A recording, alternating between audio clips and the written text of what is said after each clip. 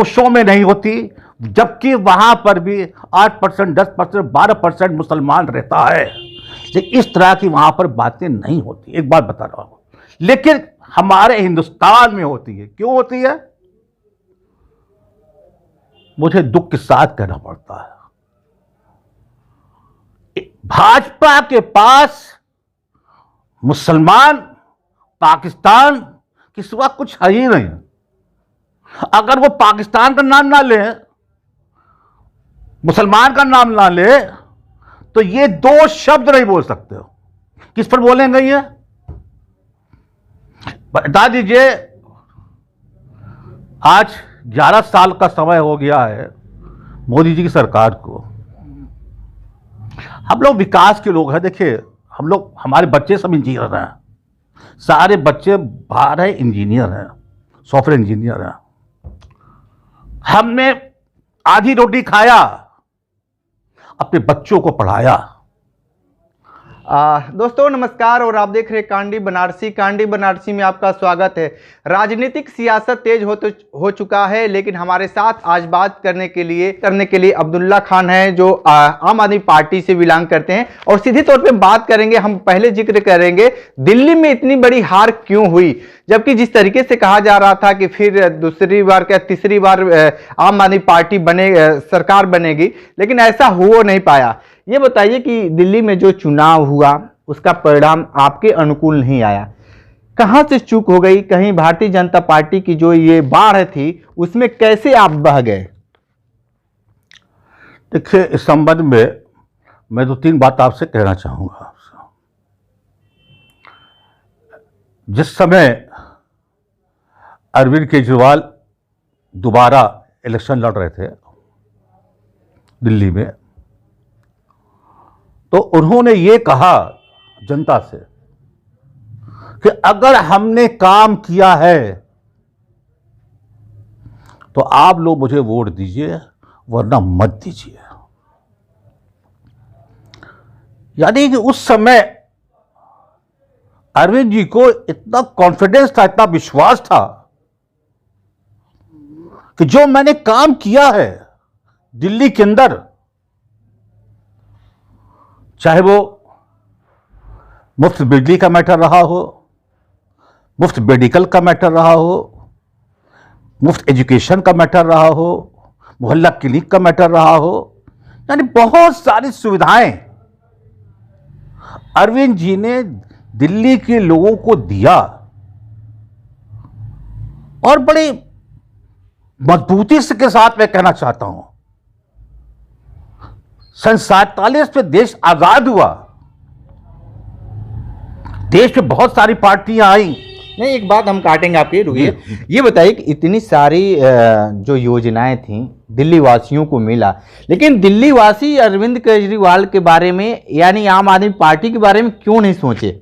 ये सवाल सबसे बड़ा सवाल है। मैं उसी पर आ रहा हूं, उसी पर आ जाऊंगा मैं आपकी बात को लेकर। मैं सन 47 से मैं देख रहा हूं देश को। जो चेंज अरविंद जी दिल्ली में लेके आए, अगर ईमानदारी से देखिए, अरविंद जी ने जो इनडायरेक्ट पैसा जनता को दिया, और सारे पैसे को अगर आप हेड वाइज जोड़ दीजिए, बिजली को जोड़ दीजिए, पानी को जोड़ दीजिए, मेडिकल को जोड़ दीजिए, एजुकेशन को जोड़ दीजिए, हर परिवार को इनडायरेक्ट कम से कम 10,000 रुपए का फायदा कम से कम हो रहा था। लेकिन जो अभी इलेक्शन हुआ है, ये इलेक्शन हुआ है, कहीं ना कहीं से दिल्ली की जनता कंफ्यूज हुई है। और वहां पर भारतीय जनता पार्टी अपने तरीके से उसने काम किया, और भारतीय जनता पार्टी वहां पर कामयाब हुई है। अच्छा, एक बात बताइए, दिल्ली में तो भारतीय जनता पार्टी कामयाब हुई जी, अब तैयारी चल रही है यूपी विधानसभा चुनाव 2027 को लेकर। यहाँ पे समाजवादी पार्टी एकदम चरम पे है, और भारतीय जनता पार्टी और सारी पार्टियां। आम आदमी पार्टी क्या चीज होगा? क्या वाकई यहाँ पे भी चुनाव लड़ेंगे लोग? देखिए, यूपी के अंदर आप जानते हैं कि भाजपा की गवर्नमेंट है। ठीक है, हर 5 साल पर इलेक्शन आएगा। 27 में इलेक्शन होने वाला है। अभी पार्लियामेंट का इलेक्शन हुआ था, अभी 24 में पार्लियामेंट का इलेक्शन हुआ। पार्लियामेंट के इलेक्शन में 1-to-1 फाइट हुई, इंडिया अलायंस वर्सेस बीजेपी। आपने देखा कि कितना वोट मिला है आप हमारे अजय राजे को? लगभग 4.5 लाख 5 लाख वोट मिला उनको। इससे पहले जो इतने इलेक्शन हुए हैं पार्लियामेंट के, किसी विपक्ष को इतना वोट नहीं मिला। लेकिन आज इंडिया अलायंस की देन थी कि 4.5 लाख से ऊपर अजय राय को वोट मिलता है।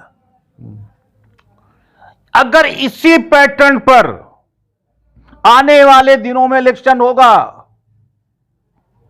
हमारी नेता, चाहे वो कांग्रेस के नेता हो, चाहे सपा के नेता हो, आम आदमी पार्टी के नेता हो, चाहे बसपा के नेता हो, मैं बसपा को भी शामिल कर रहा हूं, अगर 1-to-1 इलेक्शन हो जाए तो बड़े मैं यकीन के साथ, दावे के साथ कह रहा हूं कि बहुत सारी सीटों पर भाजपा की जमात जब्त हो जाएगी। अच्छा, एक बात बताइए, यहाँ के रविंदर जायसवाल हैं, बनारस के ही विधायक हैं और योगी सरकार में मंत्री हैं। जी। वो एक बहुत बड़ी बात कह रहे हैं। वो कह रहे हैं कि बनारस में गंगा बहती है और गंगा के पानी हर मुस्लिम पीते हैं, तो इनको घर वापसी हो जाना चाहिए। यानी उनको कह रहे हैं कि जब गंगा जी का पानी पी ही लिए हैं तो आप धर्म परिवर्तन यानी हिंदू सनातन को मानने के लिए आप लोग तैयार हो जाइए। आप एक मुस्लिम के नाते क्या कहेंगे इसको? देखिए, दुनिया में कोई, लगभग मैं समझता हूं, मेरा अंदाजा है कि हर जगह पर, हर कंट्री में मुसलमान रहता है। मुझे सोचना पड़ेगा कि दुनिया के किस कंट्री में मुसलमान नहीं रहता। क्या रशिया में नहीं रहता? क्या अमेरिका में नहीं रहता? जापान में नहीं रहता? चाइना में नहीं रहता? कहां नहीं रहता? मुस्लिम कंट्री की तो मैं बात ही नहीं कर रहा हूं। मैं उस कंट्री की बात कर रहा हूं जहां पर गैर मुस्लिम की सरकार है, उस जगह की बात। लेकिन वहां भी मुसलमान कहीं पर 12%, कहीं 15%, 16%, 8% वहां पर है। वहां पर घर वापसी की बात नहीं होती है। क्यों?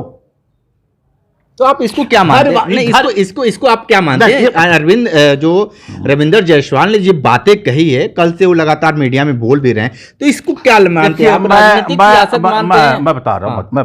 मैं उस पॉइंट पर आ जाता हूं। मैंने पहले यह कहा आपसे कि इस तरह की बातें, कम्युनल बातें विदेशों में नहीं होती, जबकि वहां पर भी 8%, 10%, 12% मुसलमान रहता है। लेकिन इस तरह की वहां पर बातें नहीं होती। एक बात बता रहा हूं, लेकिन हमारे हिंदुस्तान में होती है। क्यों होती है? मुझे दुख के साथ कहना पड़ता है, भाजपा के पास मुसलमान, पाकिस्तान के सिवा कुछ है ही नहीं। अगर वो पाकिस्तान का नाम ना ले,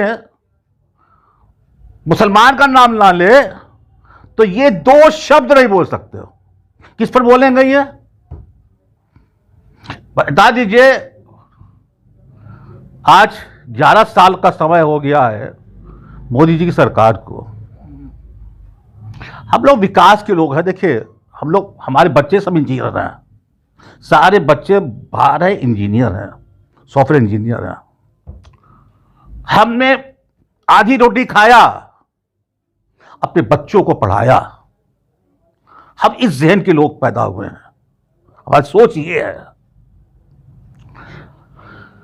हमें बताइए कि आज इस 11 साल के अंदर कितनी आईटी खुला है? मैं विकास की बात करता हूं, और विकास से देश चलेगा। ये हमको बांटिएगा ना, हिंदू मुसलमान में बांटिएगा, सिख ईसाई में बांटिएगा, देश को मत बांटो यार, मत बांटो, देश को एक करो।